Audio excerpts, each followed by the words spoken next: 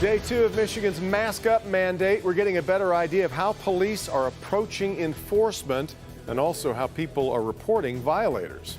A police officer opens fire in Eaton County as a stabbing suspect charges at her with weapons in both hands.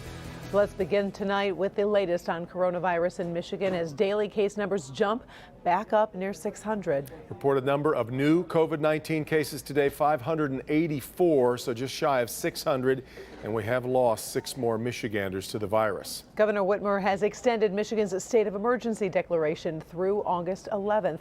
We've also learned Dearborn High School has canceled all of this week's football conditioning out of what they're calling an abundance of caution after learning 2 players had been in close proximity to someone who did test positive for coronavirus. Now, in the meantime, as the coronavirus cases continue to surge across the country, President Trump is holding firm that his administration is doing its best to handle the pandemic. At his press briefing, through Operation Warp Speed, we will deliver a vaccine in record-breaking time. We're doing very well on the vaccines. We have many different vaccines being studied right now, many of which are looking really good. And we're ready to distribute the vaccine when we get it. We're all set. and indeed there is positive news from Moderna and the U.S. government. Their trial of a potential vaccine is showing promise, appearing to be safe and able to trigger an immune response. We will have more on the president's briefing coming up on NBC Nightly News. A full recap coming up here 30 minutes from now at 6:30. Now, it's day 2 of Michigan's mask up rule being in effect. A lot of people, including law enforcement, still trying to figure all of this out. Some shoppers haven't hesitated to call 911 at the first sign of someone not wearing a mask. But as Local 4 Defender Sean Lay shows us, once you reach police, your mileage may vary on mask enforcement. Well, here we are. It's day 2 of Governor Whitmer's new ramped up orders to mask up. On day 1, plenty of people called 911 to call out others for not wearing masks, like when this woman saw a large crowd at a local park. Nobody's social distancing and nobody's wearing masks. Livingston County 911 getting a lot of calls from people reporting others not wearing masks on Monday, or being in a business where no one was wearing masks on Monday. And nobody has a mask on inside. Oh, Not a single person does. And apparently the sheriff isn't enforcing that. Our office received a ton of calls yesterday. Livingston County Sheriff Mike Murphy has made it clear he is not sending deputies to calls about masks. He says since the state reopened, emergency calls are actually up, way up. He wants his deputies on those emergencies. Frankly, if the governor wants this aggressively enforced, she has the state police at her disposal. And I hate to throw them under the bus. I love those guys. But, at the end of the day, the colonel reports to her.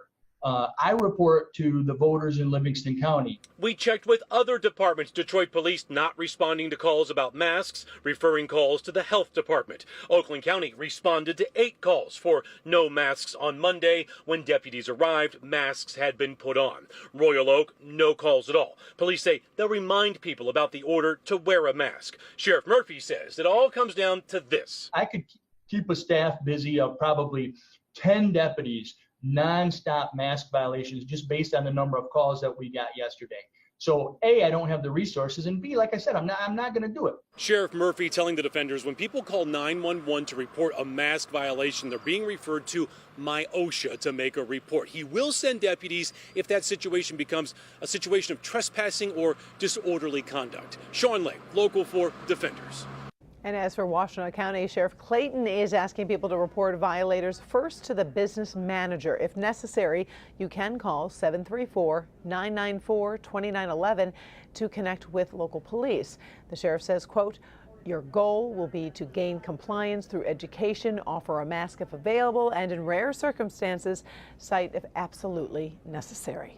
An argument over a face mask leads to a stabbing and a deadly shooting in Eaton County. Police say 2 men were arguing at the Quality Dairy in Windsor Township, and the chain of events ended over in Delta Township. Investigators say a 77-year-old man wearing a mask argued with 43-year-old Sean Rice, who was not wearing one. Rice allegedly pulled out a knife and stabbed the man. Surveillance video later shows an Eaton County Sheriff's deputy stopping Rice.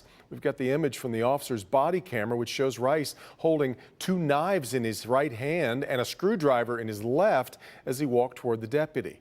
And that's when the home security video shows the deputy opens fire, killing Rice. The senior citizen who was stabbed is in serious condition at this hour. An investigation is underway after a woman's burned body is found in White Lake Township. The discovery happened in a parking lot Monday morning near Mesa de Lake Road and Cross Road. Investigators believe the woman was in her 20s. Anyone with information is asked to call police. He was a father, a dean, a fraternity brother, and a football coach. All of that was taken from the community in an instant. Kelvin Wheeler was shot and killed while parked at a red light in northwest Detroit last week. As Priya Mann reports, while police search for the gunman, Wheeler's loved ones are talking about the legacy he leaves behind.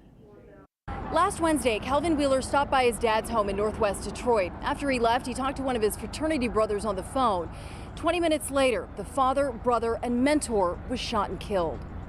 Kelvin Wheeler's life mattered. So he was basically a person that could address a lot of our issues. Heartbroken fraternity brothers say Kelvin Wheeler was finishing his master's in education and going to seminary school to become a preacher. He was loved by everyone. He was into God. He was a man of God. He was also a doting dad to his 8-year-old son, who's named after him. Every time I saw him, his son was right with him. He was his shadow. He beamed with joy just talking about his son. The 34-year-old had a knack for helping kids. He was the beloved dean of students at Harper Woods Triumph Middle School. Kelvin Wheeler Jr. is one of the beacons of bright lights in the city, in our district, and I just want people to know that he did his best every single time we spoke to him. One role he relished, motivating students as the assistant varsity football coach. They loved him. He'd always hug them and smile and crack jokes with them, so they really related with him. Last Wednesday, Wheeler was sitting at a red light at Livernois near Ewald Circle when someone ran up to his white Jeep Cherokee and opened fire. But this hurts us even more because there is no reason for this. You can understand if somebody got ill. He was minding his business, doing his thing. His fraternity brothers hope the shooter realizes what he took from the community. Go look in the mirror. Think about his son, who's not going to have a father. Think about the community that he could have actually helped. And his fraternity brothers say they'll make sure Wheeler's son graduates high school and goes to college, fulfilling his dad's legacy. They've set up a GoFundMe account to help the family. If you'd like to help, we've got information on clickondetroit.com. I'm Priya Mann, Local 4. Okay, Priya. Well, now that face coverings are a requirement in Michigan, more people are interested in whether face shields might be a suitable alternative to the masks. Dr. Frank McGeorge is here to explain the pros and cons of face shields and when they might be most useful.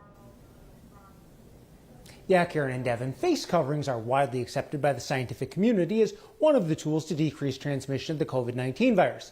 Unfortunately, some people have trouble tolerating them. They are especially hot in the summer, and they block the mouth, limiting communication through facial expressions. So in certain cases, face shields might be acceptable. The primary purpose of a face covering or mask is to decrease the amount of infected droplets and aerosols that a person might cough, sneeze, or even breathe into the air, especially at close range. Face shields are a simple plastic barrier that can easily be mass-produced or even homemade. They're commonly used in hospital settings to protect healthcare workers from infected droplets, especially because they also shield the eyes from those droplets. But are they as effective as a mask? So far, no studies have been done to compare the two when it comes to COVID-19, but a 2014 study looked at how well face shields might block flu droplets. Using a cough simulator, researchers found face shields reduced a person's exposure to large cough droplets by 96% within 18 inches of a cough, but smaller droplets were able to flow around the shield and be inhaled. The World Health Organization and scientists around the globe believe coronavirus may linger in the air in the form of microscopic aerosols. These particles are light enough that they would easily travel around a face shield in the air being breathed both in and out. While face shields would likely catch and stop large droplets from a cough or sneeze, there just hasn't been enough study of how well they can contain finer aerosols if the wearer coughs or sneezes. So the bottom line is that if a person cannot tolerate a mask or there is an important need to see someone's facial expressions, a face shield can be a useful option. But at present, they are not being endorsed as a general alternative to face coverings by either the CDC or our state health department. Well, we got any maybe single or instances or circumstances where the shield might be better than a mask? Well, one that really jumps to mind is when people are eating in a restaurant. Since people can't really wear masks when they're eating, a face shield is a perfect added layer of safety that still allows you to eat and drink while providing some layer of protection. It's basically better than nothing in that circumstance. Makes good sense. All right, Doc. Karen. Downtown Royal Oak is seeing a lot less foot traffic than it used to. So now the city has a plan to get paying customers back into stores, bars, and restaurants, and it involves giving you money. Our consumer investigator Hank Winchester reports from downtown Royal Oak. Hank. Many of the small businesses here in Royal Oak, they are struggling, and the leaders here in Royal Oak know it. That's why they've come up with a new plan to get you back into this city.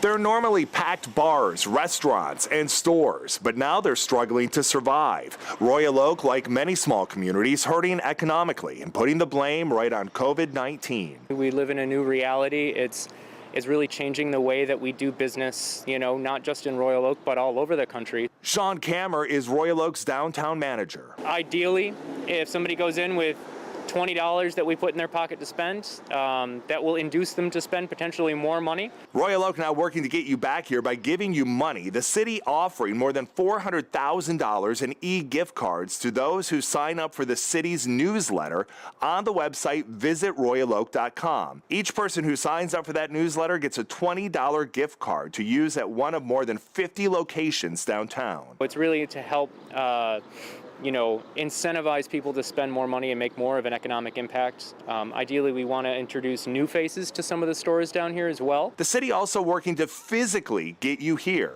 They can use the code GO2RO and it will take $10 off of their Lyft bill. Some former hotspots like Hopcat and Town Tavern have already closed, but other businesses like Fifth Avenue Bar investing in creating an outdoor space, hoping to get you back. Have this deck that is going to allow us to spread out, social distance better, and be outside. And to sign up for that gift card, what I'm going to do is I'm going to put a link to the Royal Oak website right on the Help Me Hank page at clickondetroit.com. I'm Hank Winchester. Help me, Hank. All right, Hank. Well, the heat may be ready to chase some folks back inside here soon, too, as well, Ben. Yeah, AC is going to be a definite plus when we get to the back end of this forecast, but at least another comfortable night. We'll look at when the heat and humidity builds next. Plus, Rob Maloney has the inside story on why the Ford Bronco is back. Hear from one of the employees who led the charge. Coming up next.